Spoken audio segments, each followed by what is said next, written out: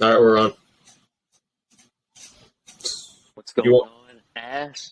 This is Nolan. I'll let you do the intro. Uh, what's this show called, Lane? Method to the Madness, where we go over certain topics from the past few days inside the NCAA tournament, and maybe possibly like maybe touch on one game of the NIT or two games of the NIT or something. Whoa. Okay, hang on. Who cares about the NIT right now? The NIT just had. I saw UAB played, and they got Jordan Walker, who's a freak of nature. See, you're checking your phone right now because you haven't been keeping up with the NIT because there's way too much good stuff happening in college basketball in the NCAA tournament right now. Yeah, but they got Jordan Walker plays for UAB and he's dropping like 30 a game. Yeah, but Western wasn't good enough to make the NIT. No, Western was not good enough to make the NIT this year. So that's pain. I wish I had like some sort of like radio voice for this. That way I could just say something really weird about method to the madness or like bringing you the method to the madness or something that is March Madness. You know what I mean? Like a That'd be Jim pretty Nance epic. voice. Like a Jim Nance voice. That would be epic. Maybe not even That'd be Jim awesome. Nance. Even Iron Eagle. I don't know. Maybe not Iron Iron Eagle. Eagle. Gus Johnson. There we go. That's Gus exactly what we Johnson. need. Does Gus Johnson have a good radio voice, or is Gus Johnson mainly just like a hype He's man? just good announcer voice. I don't I think know. he's just a hype man, though, more than anything. More than anything. All right, so I'm Nolan repping the Supersonics, and Lane's Ooh, obviously Lane repping the Raptors for some reason. Purple Raptors. Purple Raptors. All The right, OG. so we The got. Vince Carter days. I got the Vince Carter signature on the side. Let me see Right? it. Let's see it. Oh yeah, VC 15. one of the like 25 teams he played for. I know. All right, so a lot happened obviously in March Madness so far. So we're gonna. That was weird. That was really weird. Someone tried to walk into the room. Anyway, a lot happened in March so far. Lane, I was originally supposed to do this show on my own. Obviously, I can't do that, dude. I listen to myself talk. I think most people who listen to me talk realize that I can't carry a tune by myself. So like, I'm just bringing you in. I'm going to probably bring in Sam one day and Luke the next, and we're just going to talk about these like two bros, just chilling. So Basketball. basketball. Basketball, man. What else can I say? That's about it. Like it could be for anybody. It could be for anyone like me and you who watch college basketball religiously from November to April, or it could be anyone like Luke who doesn't tune in until about mid-February and then acts like he's been there the whole time. Or it could be for Sam, who's just on and off. Hey, Creighton's winning it all. That was the greatest thing. Bro said TCU was winning it all in January, right when they were going to play Georgia, and then Georgia slapped them 65-7, and then Yeah, it went the way it went. That's an all timer there from Luke. it was pain for TCU fans everywhere. I realize we kind of dunk on Luke quite often whenever he's not on this with us. All right, well, let's get into Yeah, that'd be a good idea. We're 3 minutes and the 48 past seconds in. the past few days, the good slate of basketball that happened, and there's still more to come, of course. But first, let's go over the first round games from, I guess it would have been last Thursday, We should probably just go starting over a with few of them. I mean, let's just be starting honest. with starting with the early game. I think the best moment so far, Furman taking down Virginia. I agree, but then like 4 hours later, Princeton beat Arizona, and now Princeton's in the Sweet That 16 was after pretty they good. just upset Missouri. So they finally got their shine back, I guess. That was an So upset, but it was almost to me reminiscent of like the and it's kind of reminiscent of St. Peter's run last year because St. Peter's went out there and almost exactly the beat same, beat except I think beat the daylights out of Murray last year by like 20 points in the second I, round. it's true, but I think while that game had like points where it was maybe in question, I don't think I ever thought Missouri was going to win that game. Watching it, No, not Missouri at never had all. a chance, and which is weird. I mean, I'm a big Dennis Gates fan. I've been loud about how much I love Dennis Gates. I think he's going to be a hell of a coach. I think he's going to coach somewhere big eventually. He's going to get a huge job one day, probably. I think Missouri is just a good stage for him right now. I don't I really think see it it as is too much of too. a stepping stone, honestly. Mm-mm. But unless some sort of big job, like I don't know, not Kentucky, North Carolina, or anything like that, but maybe like a Louisville or UCLA. Like who's to say he can't go somewhere like that? Maybe. I think UCLA is going to keep hold of Mick Cronin for a while. Mick Well, Cronin's still yeah, but pretty young. obviously Cronin at UCLA, who he's got in the Sweet 16 again. So Yep. that's going to be exciting. But you guys you've given me your moment of the week so far, I guess. I tell you an underrated one though is Florida Atlantic's run to the Sweet 16. The Florida Atlantic's run's been great. The game they had first round against Memphis was a nail biter all the way to the end if you're a fan of Oh, it's either a side. fantastic game. That was awesome. Of course, you have to hate though. Kendrick Davis got hurt in that game, and he was noticeably limping throughout the Hmm. rest of the game, still kind of hodling and everything. If Kendrick Davis would have been at 100%, I feel like Memphis would have had a better shot because he's obviously the team leader. He's the one that won him the AAC championship, Hmm. demolishing Houston in that game. So I feel And like we'll talk. losing him in the final minute was Oh yeah, not that good. and we'll talk about it more towards the end of this. But I don't know. I think watch out for FAU because I think people still are underestimating them a little bit. Mm-hmm. Underestimating I think what they're capable of. So we'll see from there. Mm-hmm. Pull up some more scores here real quick. Refresh my memory, I guess. Obviously, I mean, I don't know. This is probably the actual moment of the week because Fairleigh Dickinson did pull off by the way, the second biggest upset in history of the tournament. It's not the biggest upset in history of the tournament. Second, second biggest upset in history of the tournament. But honestly, in my opinion, though, the Fairleigh Dickinson win what is the biggest upset in the history of the tournament, only because they're the shortest team in Division One, going up against a team that had a dude who was 7 foot I saw five, something and too. they Weren't dominated him the whole I saw game. something too? Weren't they like number 365 for 363 or something in the Ken Palm? And Purdue was quite literally number one. Is they're literally the bottom versus the top. It's literally David versus Goliath too. That's insane, The dude. ultimate David versus Goliath. When UMBC beat Virginia, Virginia was the number one overall seed. Yeah, that's my argument. Yeah, but the thing is, UMBC had a ton of momentum carried over, and they weren't a play-in team. Fairleigh Mm-mm. Dickinson was a play-in team And still in the who second round who played like Florida Atlantic close. I don't know. So that just goes to show. Like didn't know his name until just a couple days ago, but Tobin Anderson, I feel like he's got a bigger shot for him on the horizon. Whether he stays there or not, he's probably got something coming for him. Right now, I'd like to start the Tobin Anderson Simp Club, not the fan club, the Simp Club. I'd love to simp for Tobin Anderson. That dude, I'd what love a to send for wholesome man. Steve Lutz starting now. I know you would. I'm not going to simp for Steve John Lutz. Calipari though. I'm not going to Oh, do it. we're gonna send for Kenny Payne. The Kenny Chris won those Mack. games. Dude, what is Chris Mack currently doing right now, you think? Not much. I see him every now and then on Twitter. That's about it. He talks about charges. Even he actually makes. What's weird about Chris Mack is I hate him. I think he's a dork. But I he makes did good not. points sometimes. Oh my god, I have no idea why either. He makes like really solid points.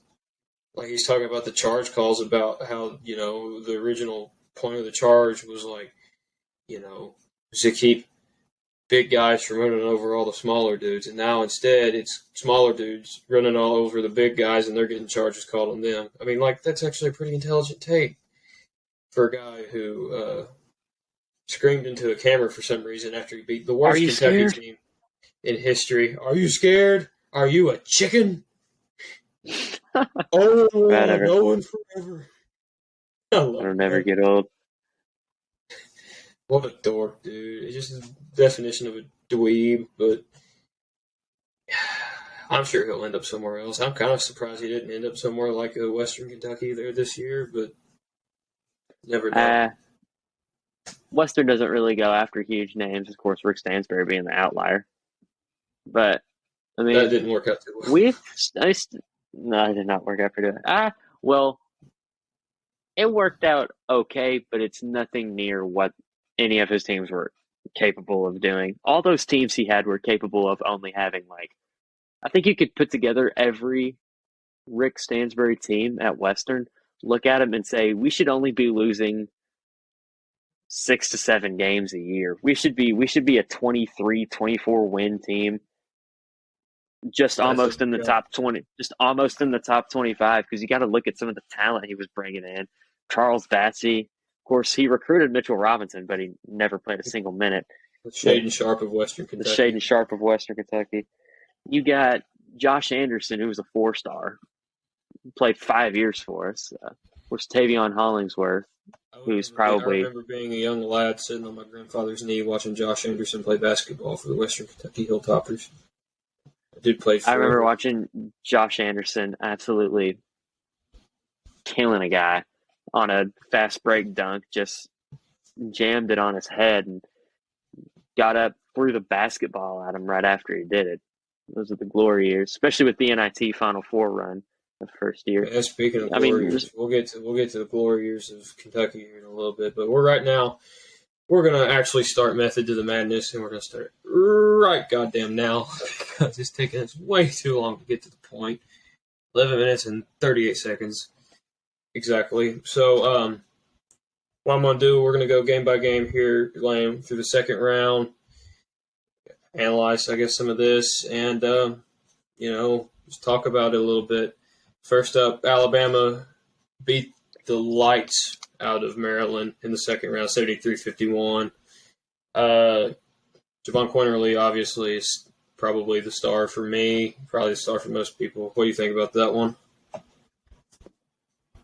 Yeah, I'd say Javon Quinterly, a lot of those guys on the team, Charles Bediako and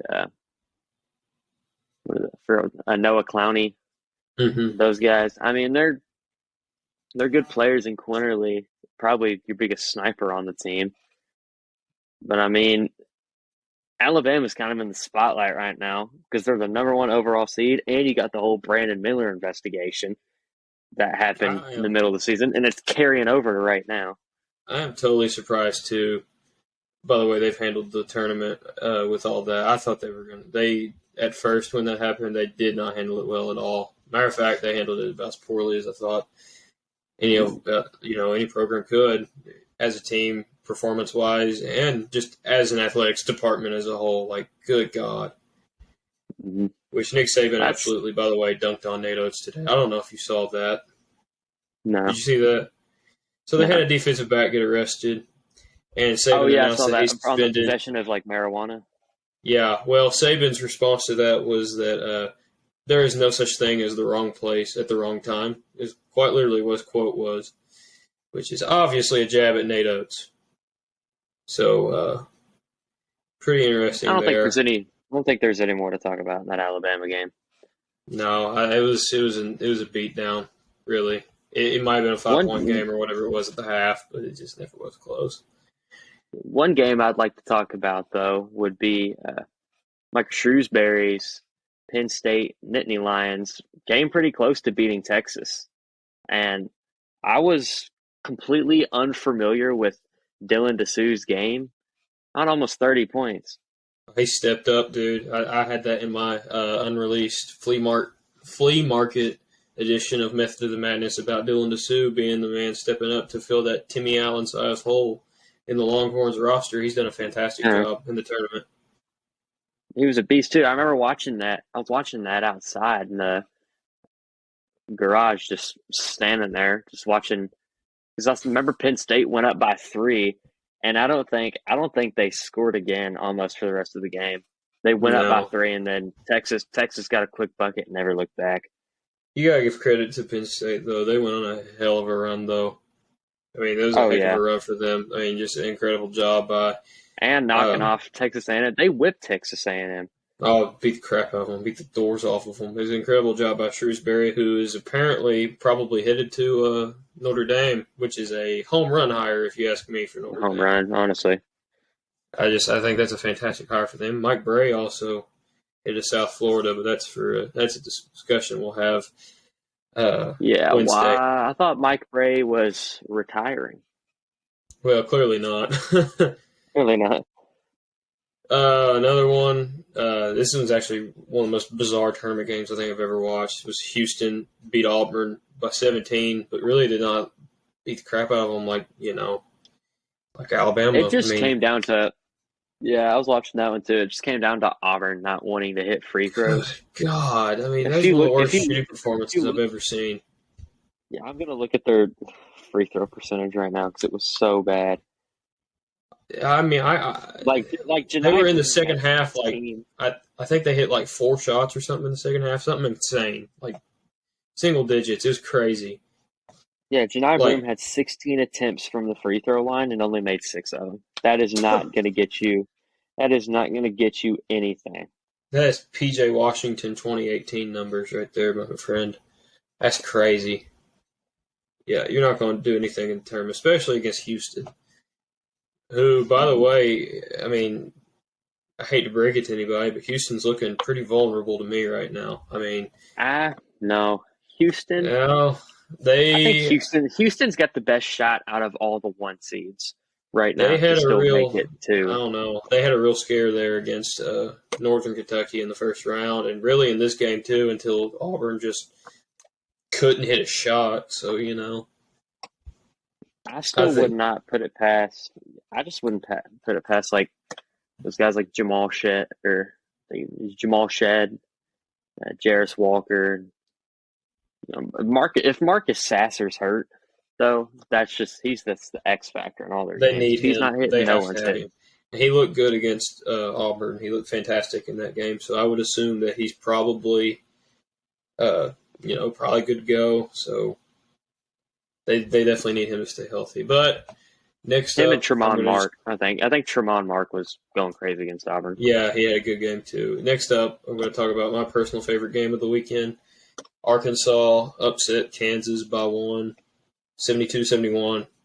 What a game. That was a great game, dude.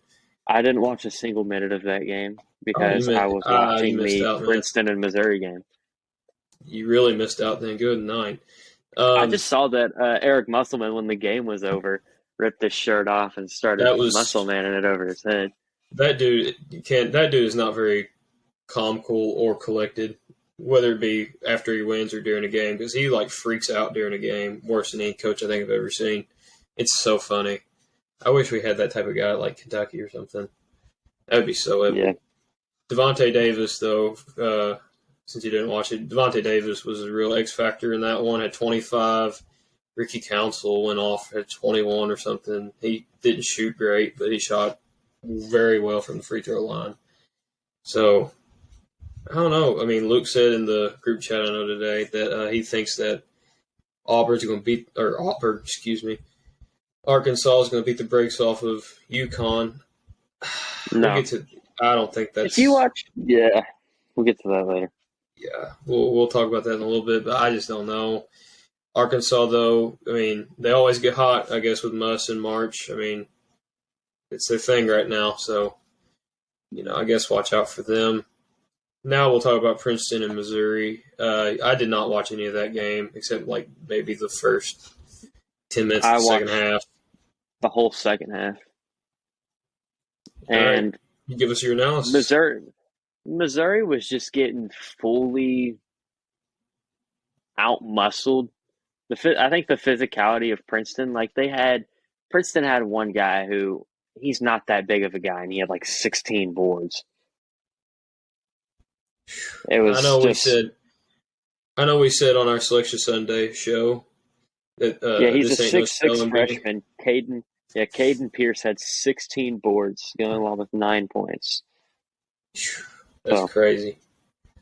I know we said on our Selection Sunday edition that this ain't no spelling bee, but Princeton is starting to make this look like a spelling bee because they're beating some really good teams right now in this tournament. The thing is with the team with a team like Princeton, you can't put it past these schools because I mean, No. you can obviously see that the transfer portal has seriously affected college basketball in the Hmm. way of upsets now because these upsets you're looking at them, you're like, this dude was like a 3-star recruit, went to somewhere and then stepped down to go play at one of these schools in one of these smaller mid-major Right. conferences. But then you look at a team like Princeton, no, almost nobody has transferred into Princeton. You don't go to Princeton to go to the NBA. You go to Princeton to get your degree. So Oh these yeah. guys are going to play with each other for 4 years and develop a crazy good chemistry with each other. Yeah. I mean, really. I ain't got anything really to say about that. I didn't, like I said, watch the game. I did watch for some reason Furman versus San Diego State. Never really a game. I watched that one. Really a Yeah. snooze fest. I think the winner of that just gets the right to get the crap beat out of them by Alabama. So I don't know Alabama. how much we should really go into that. I just think I wish it was closer though. I really do. Mm-hmm. I think Furman would have been a cool story, and I think they still were. I mean, they had one of the craziest endings probably to a game I've seen in a long time in March. So Yeah. So round out, I guess our Saturday games. We'll talk about. We got two more. I'll just go with Duke and Northwestern, Tennessee. UCLA. Go hit that one first. All right, Northwestern, UCLA. Northwestern put up a really, really good fight, really, against UCLA. I thought, though, at the end, I think talent just kind of overwhelmed Northwestern there at the very end of that one. Northwestern, though, I don't think really has anything to be like down on though, because I mean, like they had a heck of a year this year compared to their normal standards. Especially in the Big Ten. I think they were like the 2 seed in the Big Ten tournament. They were the Like, two I mean, seed tournament. They could have done some damage. I mean, they proved that they were capable. It's just ran into a hot team at the wrong time. of course, in the ass bracket, we have UCLA in our national championship. So I had them winning. Yeah, I'd like to note that I did not predict. I personally in that did not predict Purdue to win it. I did not predict that. I'm saving my own. who did you say? Did you say UCLA? I said UCLA over UCLA Purdue? was winning it. I've said from the get go that UCLA is winning this whole thing. So UCLA. I wouldn't put it past them. I think the you got nothing on guard me. play. You got Tiger Campbell, who looks Tiger like Campbell, Amari Bailey. I mean, they're just looking good right now. Yaquez. Jaime Jaquez. He had a great game against. He played fantastic. Yeah, he's a great player. Against I Northwestern. really do enjoy watching him play. Really It's like watching Frank. It's like watching Frank Zappa absolutely ball up. Frank Zappa. Now, once you look at him, you can't look past him and say that he that. doesn't exactly look like Frank. Oh yeah, they got it right here. I can't unsee that. They got it right here on ESPN. Oh yeah, that is a Zappa stash right there. All right, our last game of the Saturday lineup was Tennessee and Duke. Tennessee beat the life out of Duke. Really, this game was never in question to me. I don't think. Actually, it was pretty close. It was pretty close in the first half. Yeah, but I don't know. It was neck and neck almost. It was like neck and neck in the second half for maybe like a minute or two. But then you had Olivier Nkamwa for Tennessee, who shot like 10 for 13 or something, 27 points. I think too. Just the physicality of Tennessee just really overwhelmed Duke. They were really kind of soft, to be honest, in that game. They didn't really know what to do. Derek Lively was rattled the whole time. Derek Lively was one of the biggest busts in college basketball this year. That dude should have been a lot better than he was. Filipowski was, I think, one of the more underrated players, but he did not prove that in that game. I mean, he's pretty rattled pretty much all game long. So I don't really know what you do at that point. If you're Duke, I mean, Proctor was probably the only person that kept him in that game. So, I mean, I don't know if is this a disappointing season for Duke in Shire's first year? Because Shire's first year, this is almost anything you could ask for. Kinda, but like they won the ACC, but I think Duke fans are spoiled a lot. Like I'm a Kentucky fan, so like I'm spoiled too. Like any blue blood fan are. Any blue blood fan, they're kind of spoiled. I think if you don't make the second weekend, I think it's kind of a disappointing, especially coming off a Final Four last year. with a lot of guys from that roster kind of back. So, like, you know. I think if you can keep a hold of a bunch of players, or Filipowski might declare for the draft. I think. Yeah, he's gone. He's gone to the NBA. Derek Whitehead's probably gone. If you can Whitehead's keep gone. Jeremy Roach, maybe Proctor. Can keep Roach. Proctor, I don't know. Might be gone I think too, Proctor. He's just got to get a little more physicality because he was the one who's getting the most out muscle because he's only like 160 pounds probably. He's so skinny. Oh yeah, and then like Lively. I mean, I just don't know what happens with Lively. I mean, I don't know if he declares, if he stays, or if he even enters the transfer portal. I think that's going to be really interesting to see. Yeah, if Derek Lively, he's got a lot to get drafted. Though. He probably won't get selected till the second round. No, he's got a lot left to be desired for him. So that wraps up our Saturday games, and we'll go to our Sunday lineup, which was a painful day for me. I'll just go ahead and get out of the way. Kentucky, Kansas State won 75-69. Holy crap. Oh. I mean, I don't – shut up. At least we made the tournament. Hey, shut up. I don't even know what to say about this. At least we got rid of our head coach. I mean, it's looking more and more like they might need to do that. Kentucky really needs to. It's looking more and more like they need to. It's not working right now for some reason. It's just not working. I don't know. And he refuses to change. I mean, he refuses to play modern basketball. I don't know. I've never seen a head coach like that just refuse to adapt to the game. It's incredible. And he's got guys coming in next year who are 5 stars, I know, but, I mean, the way they play is more modern than it is the way that he likes his 5 stars. So, like, I'm finding myself I'm not letting myself get hope next year because this year I thought national title coming into the year, and they just blew it. I mean, they blew it hard this year. I mean, Case and Wallace, I guess, was good, and Oscar Tshiebwe again was really good. That's all you can really say.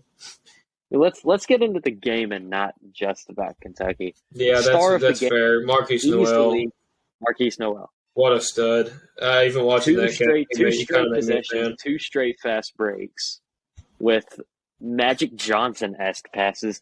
Those are passes that you don't see. That pass he made behind his back for that dunk was one of the greatest passes I think I've ever seen. The one between his legs was that was gutty.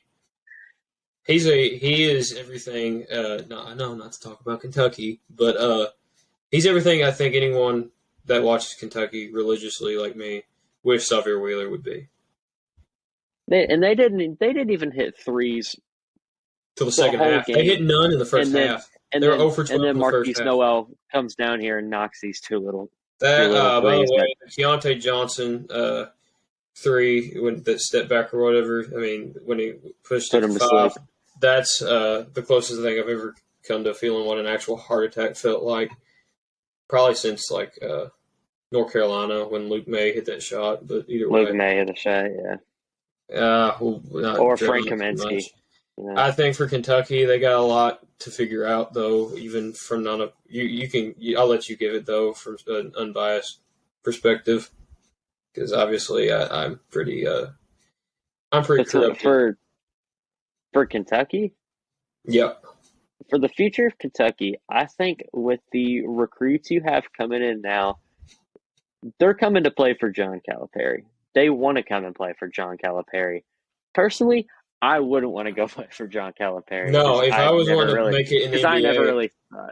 I never really thought John Calipari was that good of a coach. I think he's good at willing his players to go out there. But you have to look at a lot of this, and nobody hates Kentucky more than their own fans, easily. Fair. That's very fair. I'll say this. They're like almost any team. Like, you're the most critical of the team you're the biggest fan of.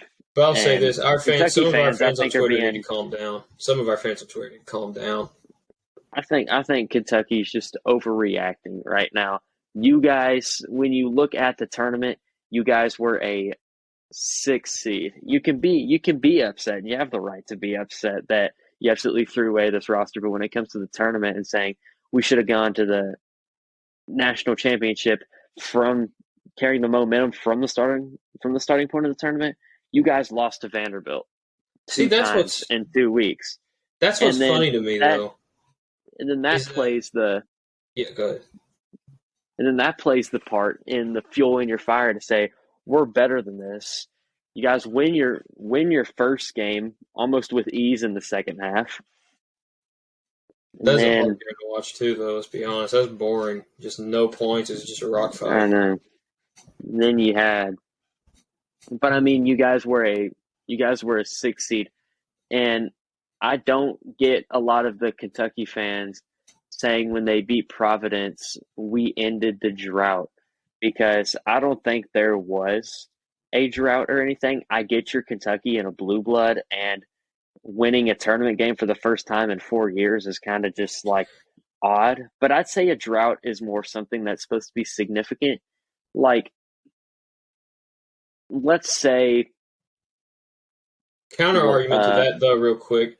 I'd let's say let's say, say let's say Kansas State went back to back. That is a drought since yeah, the but last counter time argument to another that, team went though. back to back. Counter argument to that, though. I'd say you're right about that.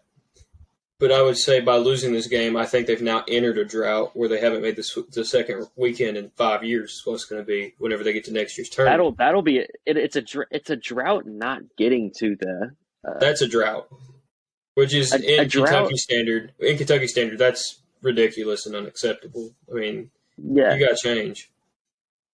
and if you're saying you ended a drought by doing what is destined for a 6 seed to beat an 11 seed, that's supposed to happen. There's no drought being ended there. If Kentucky went out here and beat Kansas State, that is ending the drought, because you come out here and you pull off what on paper was not an upset, but in terms of seeding in the tournament and everything, would have been an upset and everything. And I see that as more of ending the drought. I mean, of course, the last time Kentucky really went out here and like beat a big 1 seed was whenever Louisville coming hot off their national championship when Kentucky knocked them out. I think that was 2014, the They were UConn a national fool. championship year. Yeah, Kentucky was an 8 though.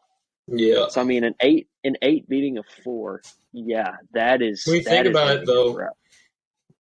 well, I mean, they technically had a tournament run in 2015, but like this is the last like real special tournament run. I Oh heck think yeah, they had a they had. tournament run in 2015. Yeah, but They it just ended they in just came up short in the Frank Kaminsky game. it ended in like pretty traumatic heartbreak there. But we'll stop being biased towards Kentucky sports and move on, I guess, to another game that I watched right before that game. I guess Pitt and Xavier. Xavier is looking a lot better than they were heading into the tournament. That's for sure, Lane. Yeah, I thought the biggest heartbreak of the tournament for you as a Kentucky fan was Kentucky losing. For me, it was Kennesaw State Oh, going on at they got 11-0, screwed. going up like 11, and then Xavier going on like a 15-0 run. Refs sold That that right one there though. was just, yeah, there was a foul towards the end of the game where I was looking at it and I was sitting there pointing at the TV saying, "Where is the foul? I do not see Yeah, one." it was There crazy. was no contact made. I think when two guys go up and their legs get tangled and they don't mean to, obviously, then there shouldn't be a foul called. But now it's almost like in baseball now. If the ball's in the glove at the same time that a foot's on the base, you give it to the runner. I feel like they're just starting to give all these calls to the shooters. Yeah, on that though, I just want to point out how like incredible it is that Sean Miller has had a comeback season in his first season at Xavier. I mean, everyone thought he was down and out. I mean, I think he was kind of for me the real life version of Kenny Powers from Eastbound and Down. I don't know why. Mm-hmm. He's definitely put on some weight, I guess. But I don't know. He's been quite the comeback story for me. I mean, he cheated. I get it, but like, come on, he's Sean Miller. Sean Miller is a fantastic coach. Let's just not forget that.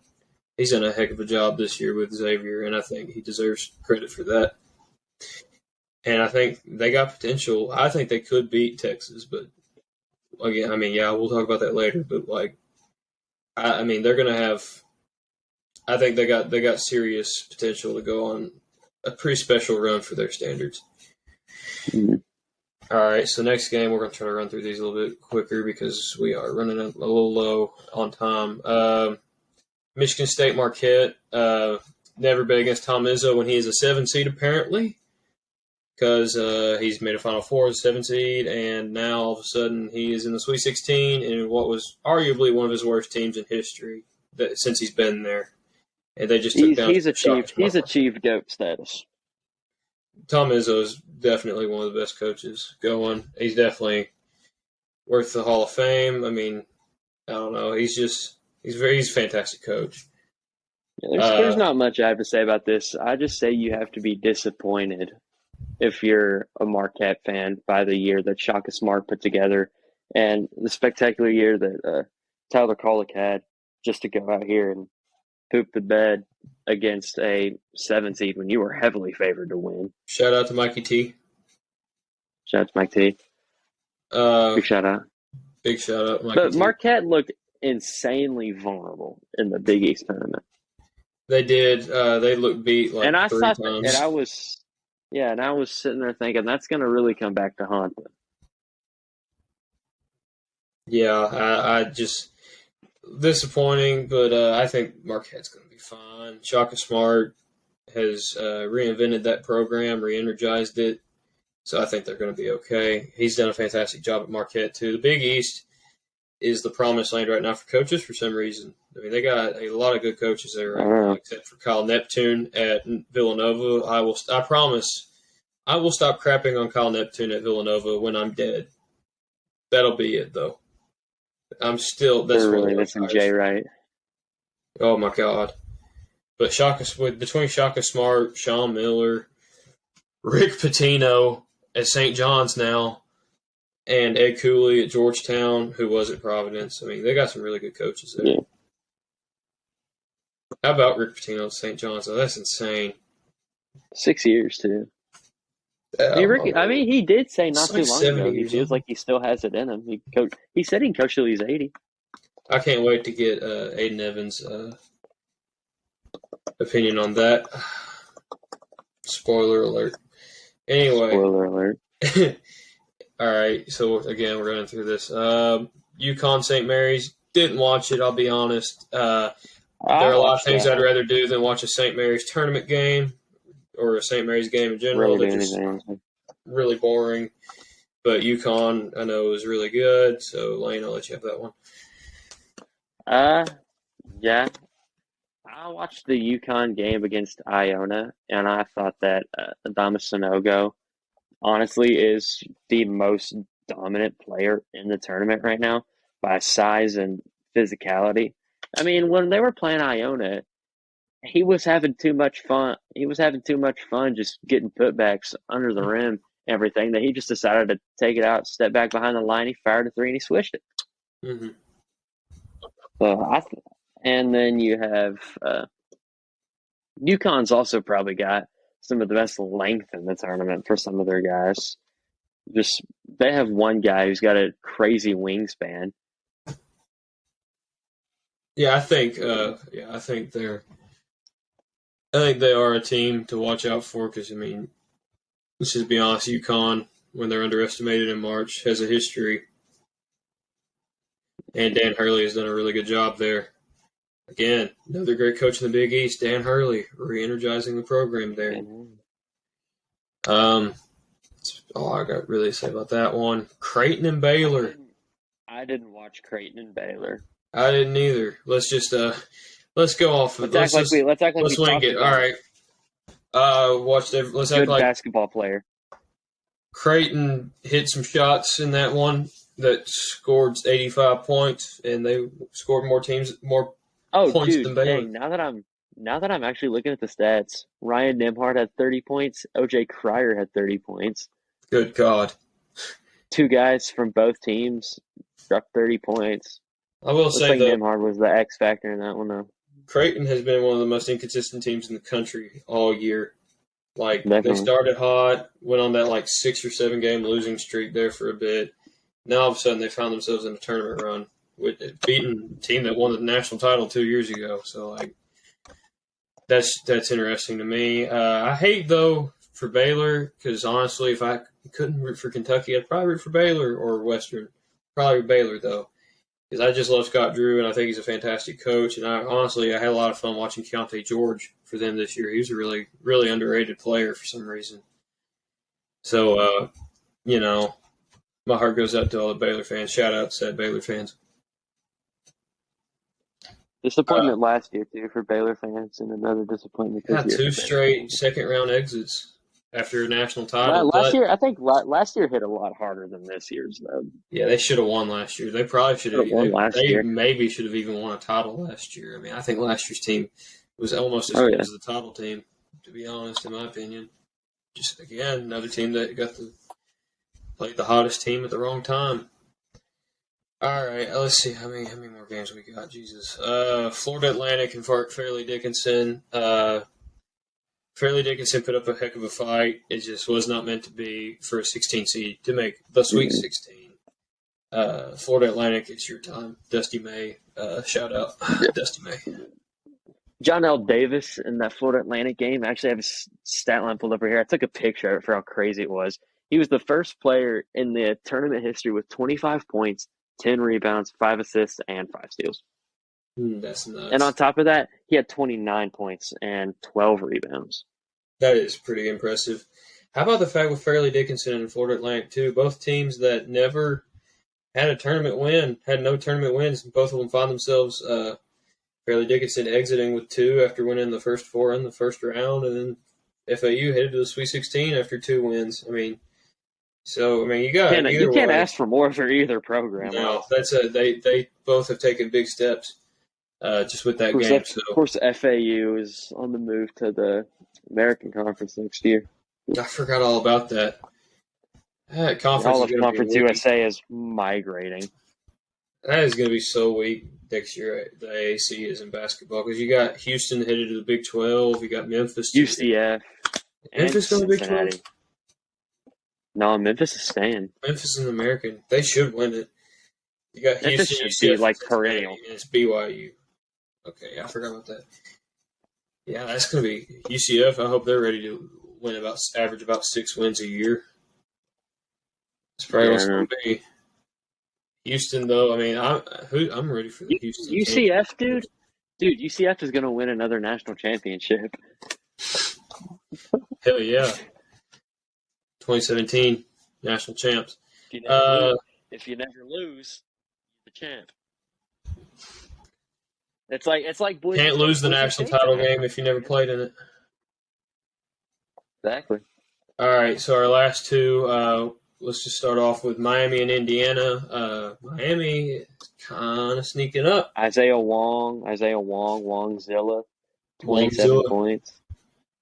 Really disappointing way for Trace Jackson Davis to go out. Not because of anything he did. He played a pretty solid game. It's just Miami came out hot. They just shot the ball super well.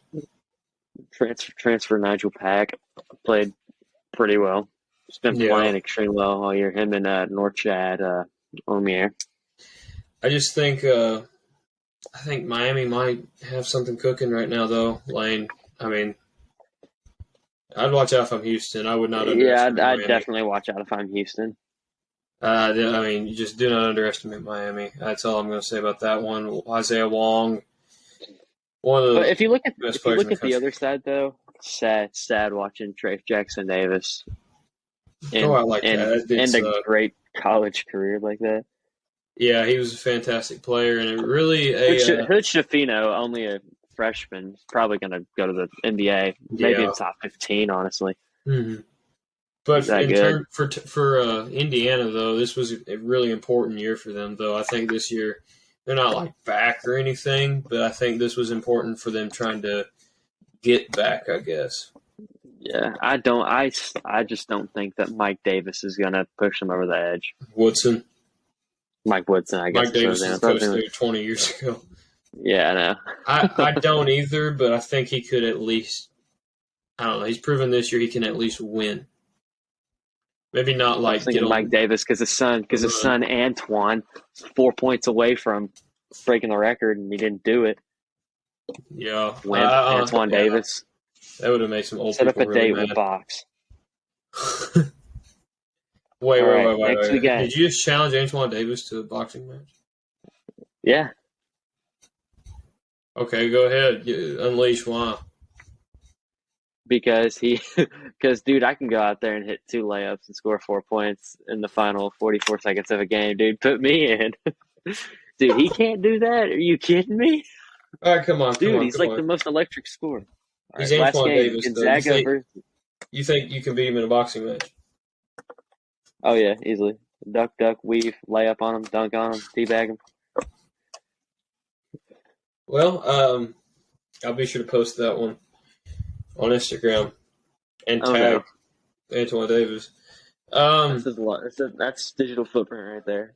Finally, finally, we get to the last game. Oh, good Lord. Gonzaga TCU. Didn't watch it. Didn't care about it. I mean, it's Gonzaga TCU. Everyone knew it was going to win. TCU covered. I watched that game. I watched the last 5 minutes of that game. TCU covered. I just saw it on Big Cat's TCU, dude, Twitter. TCU hit a half-court shot, The cover. buzzer beater at the end of +4. the game. Dude, they hit a buzzer beater, and it was crazy. Imagine having And TCU. everybody- Imagine having Gonzaga -4.5 on that. and that happens. Oh my God! You think it's you Dude, I think would you're out? cry. I would have broke the TV. I would have put my foot through the dang thing. I mean that has to be like one of the top 5 saddest moments of your life if you're a Gonzaga fan, not Gonzaga fan. If you even bet on that.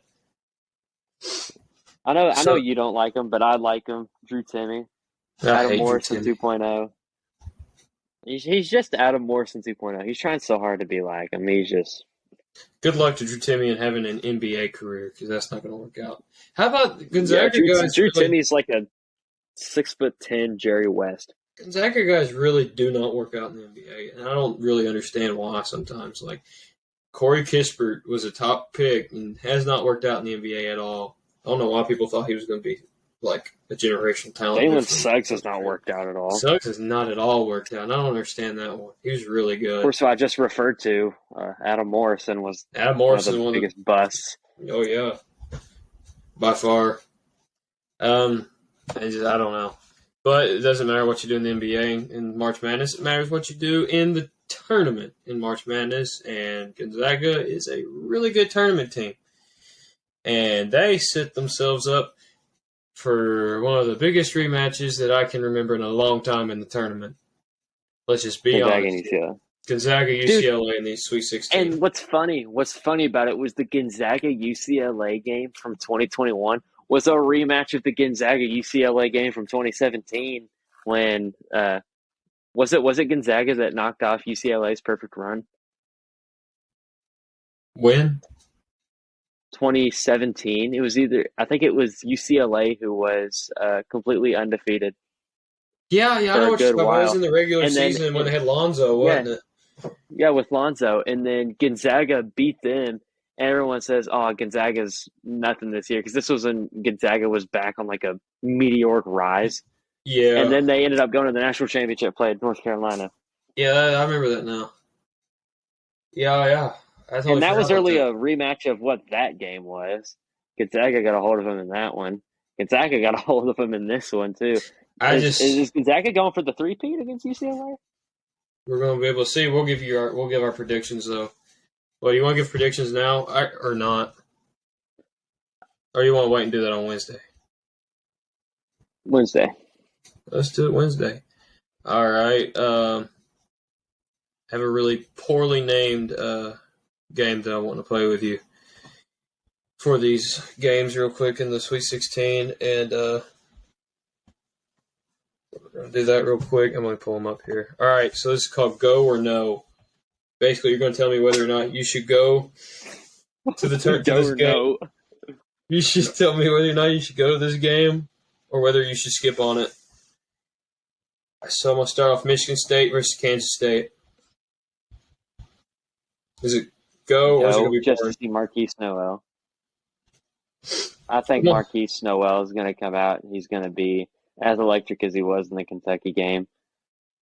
going to He's say like no just Tyler. It's like because watching Tyler Eulis. I'm going to say no because Michigan State's like the whitest team I've ever seen, and they play so slow. Dude, Michigan State's probably only got like one white guy. Joey Hauser. It's Joey Hauser, yeah. It's like the only white He's guy. like balding. He's already That was balding and everything. racially motivated. They All got right, like one white guy. Go or no, Arkansas, UConn. Go. That's going to be a hell of a game. Go. Definitely. Go or no, Florida Atlantic, Tennessee.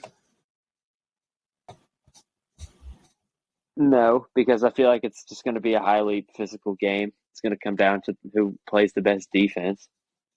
Slugfest. That's Tennessee's Slugfest. game. I think Florida Atlantic can play them close, but I'm not totally confident in that. So, No. I don't know. That's going to be one that you just kind of see what happens. We've already touched on Gonzaga, UCLA. You have to go if you have the opportunity It's going to be to. a great game. That is going to be one for the ages. I cannot wait to watch that on Thursday. That's going to be fantastic.